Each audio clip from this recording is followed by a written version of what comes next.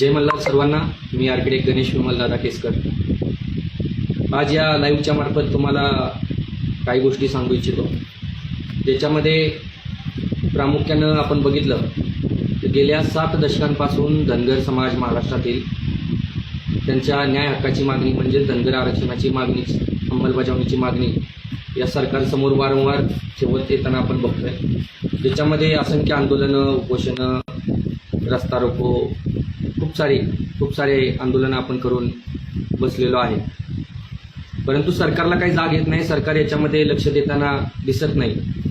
आत्तासुद्धा आझाद मैदानावर आमरण उपोषण चालू आहे. आज त्या उपोषणाचा 4था दिवस आहे. परंतु सरकार तिकडे डुंकणही पाहायला तयार नाही आहे आणि महाराष्ट्रातला धनगर समाजसुद्धा आपलं घर सोडायला तयार नाही. मग ही धनगर आरक्षणाची लढाई आपण इतक्या दिवस तर लढत आलेच आहे, अजून लढत आहोत. माझ्यासारखे कितीतरी वेगवेगळ्या भागामध्ये, वेगवेगळ्या दशकांमध्ये आपल्या धनगर समाजाच्या धनगर योद्ध्यांनी धनगर आरक्षणाची अंमलबजावणी होण्यासाठी हा लढा हातात घेतलेला आहे. परंतु सरकारला याचं काही पडलेलं नाही आणि म्हणूनच आपण बघतोय की आत्ता एक पोटनिवडणूक लागते राहुरी विधानसभेची आणि आपली बारामती विधानसभेची.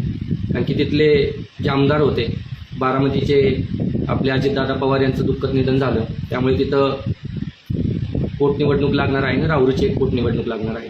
आपण जर बघितलं तर मागच्या आठवड्यातच ज्या वेळेस वैद्यकीय शिक्षण विभागाच्या GRने एक असं अनाऊन्स केलं की जी बारामतीमध्ये जे पुण्यश्लोक अहिल्यादेवी होळकर वैद्यकीय महाविद्यालय आहे त्याच्या संलग्न जे रुग्णालय आहे त्याला अजितदादा पवारांचं नाव द्यायचं. आणि हा GR आल्याच्या नंतर आपण सर्वच धनगर बांधव तिथं कमी का होईना पण तिथं जमलो, त्याचा निषेध केला आणि आपली मागणी तिथं मांडली. आणि या सगळ्याची दखल घेत आणि आपण तिथं धमकीसुद्धा टाकली की जर या महाविद्यालयाचं नाव जे पुण्यश्लोक अहिल्यादेवी आहे आणि त्याच्या संलग्न रुग्णालयाचं नाव जर पुण्यश्लोक अहिल्यादेवी तुम्ही करत नसाल तर ज्या बारामतीमध्ये मोठ्या संख्येनं राहणारा आमचा जो धनगर समाज आहे तो येणाऱ्या पोटनिवडणुकीमध्ये उतरणार. आणि मुख्यमंत्री साहेबांनी म्हटलं होतं की दोन्ही या मतदारसंघातली निवडणूक आता बिनविरोध झाली पाहिजे. ती निवडणूक बिनविरोध होऊन देणार नाही आणि निवडणूक लढणं आमचा अधिकार सुद्धा आहे. आणि ही भूमिका घेतल्याच्या नंतर आपण सर्वांनी बघितलं बारामती येथील वैद्यकीय जे रुग्णालय आहे त्याला अहिल्यादेवींचं नाव द्यायचा काल GR निघाला. त्याचं मी अभिनंदन करतो सरकारचं की तुम्ही त्या आंदोलनाची आमची दखल घेऊन तो निर्णय बदलण्याचं धाडस दाखवलं. त्याबद्दल तुमचं मी मनापासून आभार मानतो. परंतु जर आपण अशी आडमुठी भूमिका घेतली तरच जर सरकारला जाग येणार असेल तर माझी स्पष्ट भूमिका आहे की येणाऱ्या 6 एप्रिलला या दोन्ही मतदारसंघामध्ये निवडणूक होणार आहे आणि या निवडणुकीचे अर्ज भरण्याची तारीख 6 एप्रिल आहे.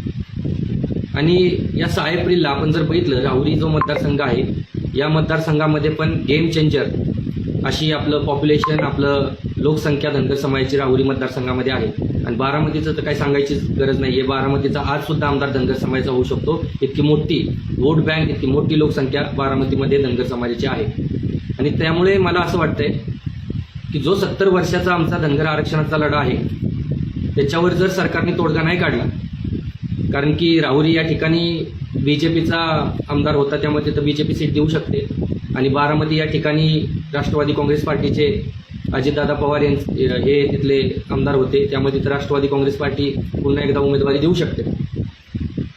हे दोन्ही पक्ष महायुतीतले आहेत आणि या दोन्ही पक्षानं धनगर आरक्षणावर कधीच मोठा स्टँड घेतलेला नाही किंवा त्याच्यावर बोलले नाही. किंवा BJP तर नुसती फसवणूकच करते. आपण बघितलं ते. आम्ही 3-4 दिवसापासून हे सगळं तुम्हाला या लाईव्हच्या मार्फत सांगतोय.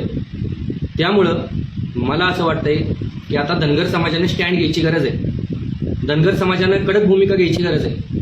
धनगर समाजानं हा निर्धार करण्याची गरज आहे की येणाऱ्या 6 एप्रिलला अर्ज भरल्याच्या नंतर या पोटनिवडणुकीचा ही बिनविरोध तर आम्ही करूनच देणार नाही. कारण की दोन्ही मतदारसंघामध्ये धनगर समाजाचं मोठं प्राबल्य, मोठी लोकसंख्या आहे. या दोन्ही मतदारसंघामध्ये धनगर समाज BJPचा उमेदवार पाडेल आणि बारामतीमध्ये राष्ट्रवादी काँग्रेस पार्टीचा उमेदवार पाडेल. 6 एप्रिलच्या अगोदर जर तुम्ही धनगर आरक्षणाची अंमलबजावणी केली नाही तर या दोन्ही मतदारसंघामध्ये BJPला आणि राष्ट्रवादी काँग्रेस पार्टीला तिथले आमदार पाडण्याचं काम या धनगर समाजानं हातात घ्यायचं आहे. कारण की जर यांना मताची लँग्वेज कळते, मताची भाषा कळते तर मतामधून दाखवून द्या. जर तुम्हाला रस्त्यावर यायला जमत नाही तर तुम्ही एक मत जे आपण देऊन आमदार खासदार निवडून आणतो, एका मताची व्हॅल्यू काय? ज्यावेळेस धनगर समाजाला तुम्ही इग्नोर करता, धनगर समाजाचे न्याय हक्काचे प्रश्न तुम्ही सोडवत नाही, गेल्या 7 दशकापासून त्यांना तळकळत ठेवता, त्यांच्यावर होणाऱ्या अन्यायावर बोलत नाही, तर आता वेळ आलेली आहे भावांनो. येणाऱ्या दोन्ही पोटनिवडणुकीमध्ये आपण स्टँड घेणं गरजेचं आहे आणि धनगर समाजाची ताकद दाखवण्याची गरज आहे. राहुरीची पोटनिवडणूक असेल किंवा बारामतीची पोटनिवडणूक असेल, या दोन्ही मतदारसंघामध्ये धनगर समाजाचे उमेदवार तुम्ही उभे करा. मी राहुरी आणि बारामतीतील धनगर बांधवांना हात जोडून विनंती करतोय की जो सक्षम धनगर समाजाचा उमेदवार असेल तो कोणी एक उमेदवार तिथं उभं करा आणि उभे करून त्याला निवडून आणण्यासाठी जी काही ताकद लावता येईल ती ताकद लावा. आणि या दोन्ही पक्षांना, राष्ट्रवादी काँग्रेस पार्टी असेल किंवा BJP असेल, यांना दाखवून द्या की जर तुम्ही आमचे प्रश्न सोडवले नाहीत तर आम्ही तुम्हाला पाडूही शकतो. कारण की जर तुम्हाला मतांची लँग्वेज कळते तर तुम्हाला आम्ही मतामधून दाखवून देऊ की आमची ताकद काय. आणि जर तुम्हाला हा रिझल्ट या दोन्ही पक्षांना तुमच्या बाजूने पाहिजे असेल तर येणाऱ्या 3-4 दिवसांमध्ये धनगर आरक्षणाची अंमलबजावणी करा. याची भूमिका आम्ही धनगर समाज म्हणून मांडतोय.